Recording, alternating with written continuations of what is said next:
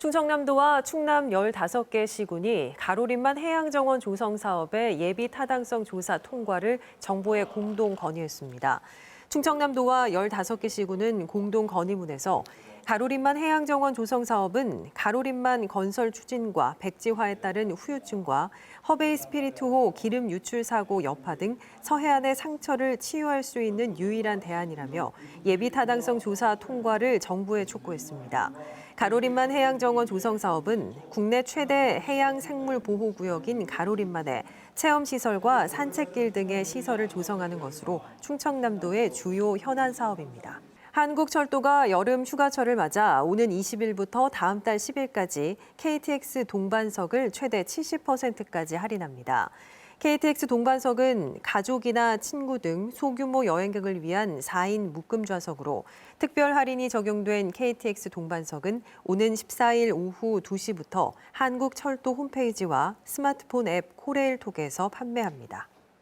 최근 전남 해남에서 70여 차례 연속 발생한 지진이 대형 지진으로 이어질 가능성은 작다는 분석이 나왔습니다. 한국지질자원연구원은 지난 4월 26일 이후 한 달 동안 해남에서 발생한 지진 71건을 분석한 결과 서북서 방향의 단층계에 속하는 주양 이동 단층이 한반도 지역 땅에 쌓이는 힘을 해소하는 과정에서 발생한 것이라고 결론을 내렸습니다.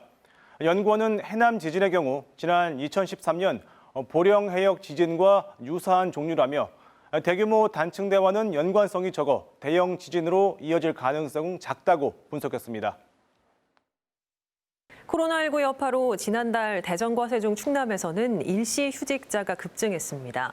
일시 휴직자는 직장은 있지만 일시적으로 일을 하지 않는 취업자로 충청지방통계청이 발표한 고용 동향을 보면 지난달 세종의 일시 휴직자는 17,000명으로 지난해 같은 기간보다 140% 급증했습니다. 대전과 충남도 각각 84%와 28%가 늘어 고용시장의 코로나19 충격이 계속되는 것으로 나타났습니다.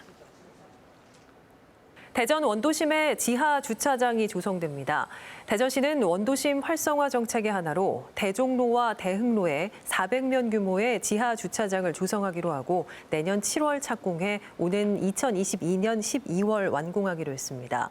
대전시는 국비 지원이 177억 원에서 60억 원으로 줄었지만 예산을 추가 투입해 예정대로 진행하기로 했습니다.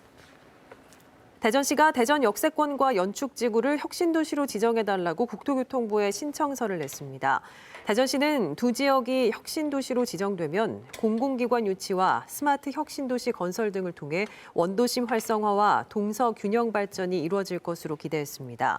혁신도시는 국가균형발전위원회 심의 의결을 거쳐 국토교통부 장관이 지정 고시하게 됩니다.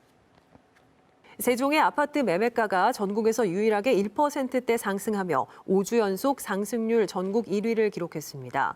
한국감정원이 발표한 전국 아파트 매매가 동향을 보면 세종은 7월 둘째 주 전국에서 가장 높은 1.46% 상승해 상승률이 5주 연속 전국에서 가장 높았습니다. 세종은 신규 입주 물량 감소와 세종 충남대병원 개원에 따른 정주 여건 기대감으로 상승세가 지속되고 있습니다. 대전도 70 대책 이후 전반적인 매수세는 감소했지만 0.11% 소폭 상승하며 상승세를 이어갔습니다.